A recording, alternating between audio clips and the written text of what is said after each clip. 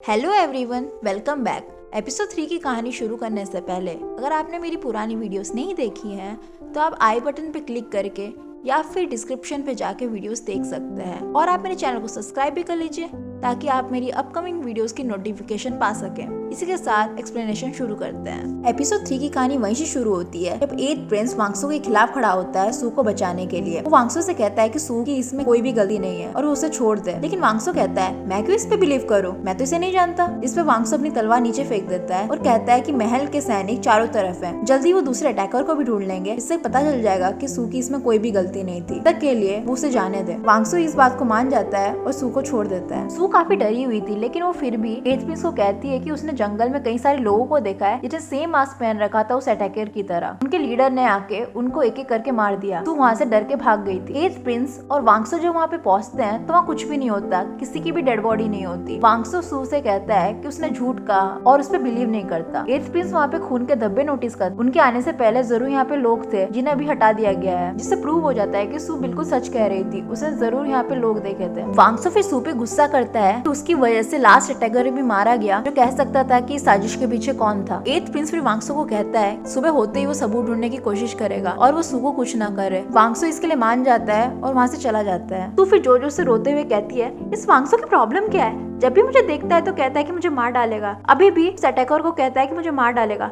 मैं तो सिर्फ उसकी चीज लौटाना चाहती थी। 8 प्रिंस सू को सुन के फिर हंसने लग जाता है और उसे फिर कंसोल करता है। फिर हमें क्वीन लू को दिखाया जाता है जो कि अपने प्लान के फेल होने के कारण काफी टेंस थी। वहाँ पे 3rd प्रिंस आता है और उससे कहता है कि उसने सारे सबूत मिटा दिए हैं, कोई भी अटैकर जिंदा नहीं है जो ये खुलासा कर सके कि इस साजिश के पीछे वो लोग का हाथ था। क्वीन फिर कहती है वांगसो की वजह से उसका प्लान फेल हो गया और अब से उसे वांगसो पे भी नजर रखनी पड़ेगी और गोरियो उसकी ही किसी एक बेटे का होना चाहिए। इससे हमें पता चलता है क्वीन कितनी मैनिपुलेटिव इंसान थी। उसे अपने बेटे से कोई मतलब नहीं था, उसे बस राजगद्दी चाहिए थी। वांगसो को काफी चोट लगी थी, इसलिए मलहम लगाने के लिए आती है प्रिंसेस योनवा। यहाँ से हमें पता चलता है कि प्रिंसेस योनवा वांगसो को पसंद करती थी। लेकिन आप लोग सोच रहे होंगे कि वांगसो तो उसका भाई है। उस जमाने में अगर आपका बाप एक ही हो लेकिन माँ डिफरेंट हो तो शादी कर सकते थे। वांगसो लेकिन योनवा को कोई भाव नहीं देता और वो वहाँ से चली जाती है। म्यूंगी फिर सू को डांट रही होती है कि वो जंगल में क्या कर रही थी। तब सू उसे झूठ कह देती है कि वो जंगल में खो गई थी और कुछ लोगों ने उस पर हमला कर दिया। 8 प्रिंस फिर कहता है ये वो ही लोग थे जिन्होंने क्राउन प्रिंस पे हमला किया था। सू कहती है मैं तो बाल बाल ही बच गई, वरना आज तो मैं मरी गई थी।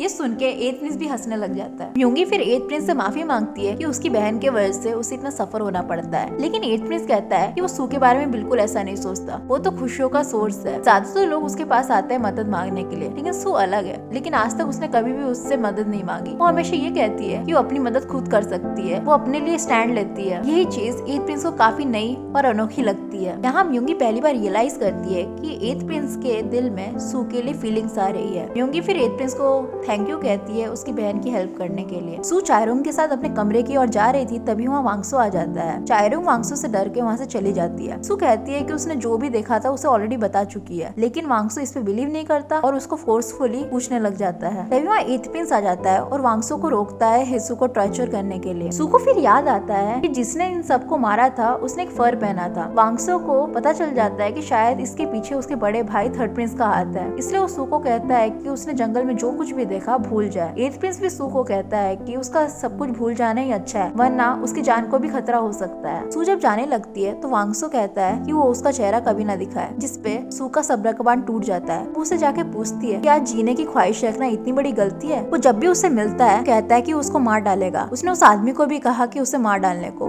क्या उसे जीने का बिल्कुल भी हक नहीं है? वांगसो ये दिखाता तो नहीं है, लेकिन सू का ये क्वेश्चन उसके दिल को छू जाता है और वो वहाँ से चला जाता है। सू फिर 8 प्रिंस से पूछती है क्या वो ठीक है, क्योंकि उसने एक इंसान की आज जान ली थी। जिसपे 8 प्रिंस कहता है कि वो हर बार इस चीज की टेंशन नहीं ले सकता, ये उसके लिए आम बात है। वो 11 साल का था जब उसने पहली बार जान ली थी।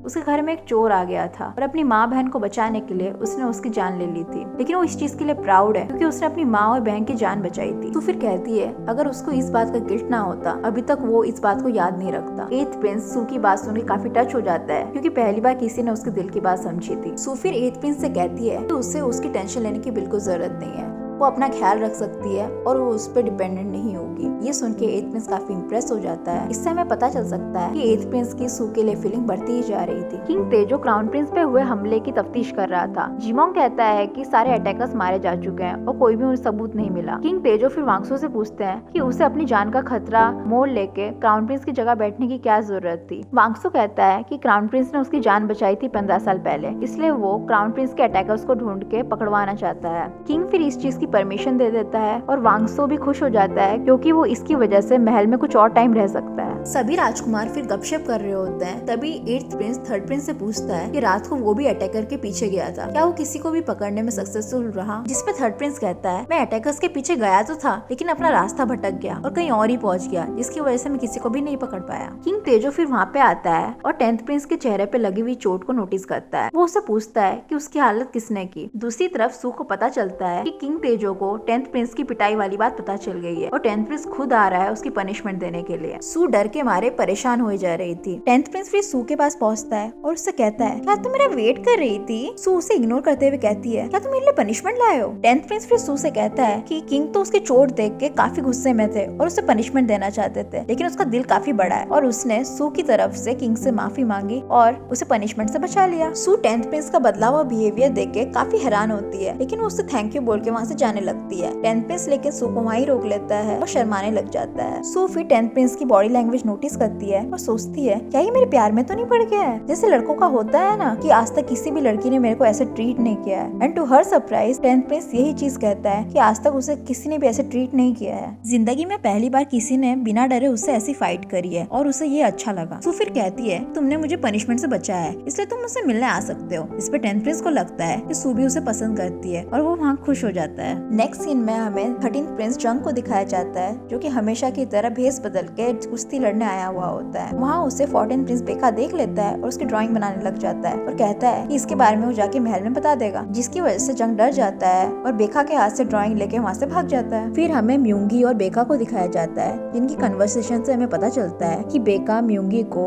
8th प्रिंस से शादी से पहले से जानता है। बेका फिर सू को देखता है जो कि योनवा की नकल कर रही होती है। बेका म्यूंगी से कहता है कि सू बिल्कुल बदल चुकी है, आजकल गोरियों में वही एंटरटेनमेंट का सोर्स है। म्यूंगी फिर बोलती है सू उसे बिल्कुल बेका की तरह लगती है, क्योंकि उसके मन में जो भी आता है वो कह देती है। आगे उनकी कन्वर्सेशन से हमें पता चलता है कि बेका म्यूंगी को पसंद करता था, लेकिन आज तक उससे ये चीज कह नहीं पाया और अभी वो दोनों अच्छे दोस्त हैं। फिर हमें 4th प्रिंस और किंग तेजो को दिखाया जाता है, जो कि उन अटैकर्स की तफ्तीश कर रहे होते हैं जिसने क्राउन प्रिंस को मारा है। वो नोटिस करते हैं कि सारे अटैकर्स की डेड बॉडीज की जीभ काट दी गई है। जिमोंग कहता है कि ऐसे कुछ मॉन्क्स हैं जिनकी पनिशमेंट के तौर पे जीभ काट दी जाती थी उनके किए गए गलत काम की वजह से। वांगसू को समझ में आ जाता है कि ऐसे मॉन्क्स से उसकी माँ के रिलेशंस हैं, लेकिन वो फिर भी कंफर्म करने के लिए 3rd प्रिंस के पास जाता है और उसे फोर्सफुली पूछता है, तुम तो इसमें इन्वॉल्व हो ही, ये मुझे पता है, लेकिन क्या इसमें उसकी माँ भी इन्वॉल्व है? 3rd प्रिंस डर के मारे कुछ भी नहीं बोलता, लेकिन वांगसू समझ जाता है और वहाँ से चला जाता है। सू म्यूंगी से मिलने आती है। म्यूंगी सू से कहती है कि 8th प्रिंस खाना और कपड़े डोनेट करने के लिए बाहर गया हुआ है, तो सू उससे पूछती है, तुम क्यों नहीं गई उसके साथ? जिसपे म्यूंगी कहती है कि 8th प्रिंस ज्यादातर अकेला ही जाता है, वो पब्लिकली कभी भी उसके साथ नहीं गई। जिसपे सू कहती है कि तुम्हें उसके साथ जाना चाहिए, तुम्हारे रिश्ते के लिए भी काफी अच्छा होगा, और फिर उसका मेकअप करने लग जाती है। फिर हमें फ्लैशबैक दिखाया जाता है जहाँ की सू इसी तरह अपनी बेस्ट फ्रेंड का मेकअप कर रही होती है, क्योंकि वो अपने बॉयफ्रेंड के साथ मिलने जाने वाली होती है। सू को इस बात का बिल्कुल भी खबर नहीं होता है कि वो लड़का और कोई नहीं बल्कि उसी का बॉयफ्रेंड है। जिन दो लोगों पे उसने सबसे ज्यादा ट्रस्ट किया होता है, उसी ने उनका ट्रस्ट तोड़ दिया होता है। उसका पैसा घर सभी हड़प लेते हैं। सू को आज तक इस चीज का गिल्ट है कि इतना होने के बावजूद वो उन दोनों को कुछ भी नहीं कह पाई थी। सू म्यूंगी को काफी अच्छा मेकअप करती है और उसे अच्छे से सजा देती है। 8th प्रिंस भी म्यूंगी को देख के काफी खुश होता है, क्योंकि म्यूंगी काफी खुश लग रही होती है। सू सोप बनाने के लिए कुछ सामान लेने के लिए शॉप में जाती है। वहाँ 8th प्रिंस भी आ जाता है, क्योंकि उसे म्यूंगी के लिए कोई दवाई चाहिए थी। 8th प्रिंस सू की गर्दन पे एक स्कार नोटिस करता है, जो उसे तब लगा था जब हमलावर ने उसके गले पे तलवार रखा था। 8th प्रिंस फिर सू की गर्दन पे मलहम लगाता है और हमें इस सीन को देख के पता चलता है कि सू के दिल में भी 8th प्रिंस के लिए फीलिंग थी, और 8th प्रिंस तो सू के प्यार में धीरे धीरे पड़ ही रहा था।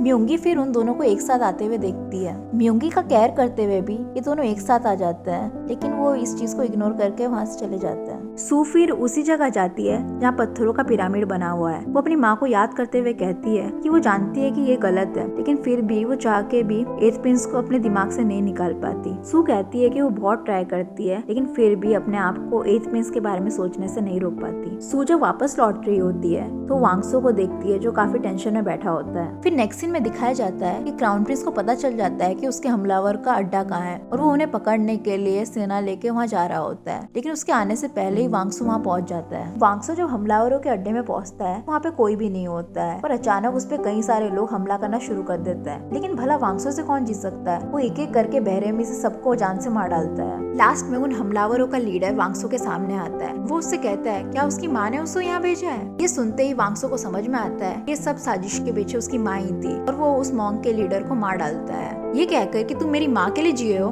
तब मेरी माँ के लिए मरो।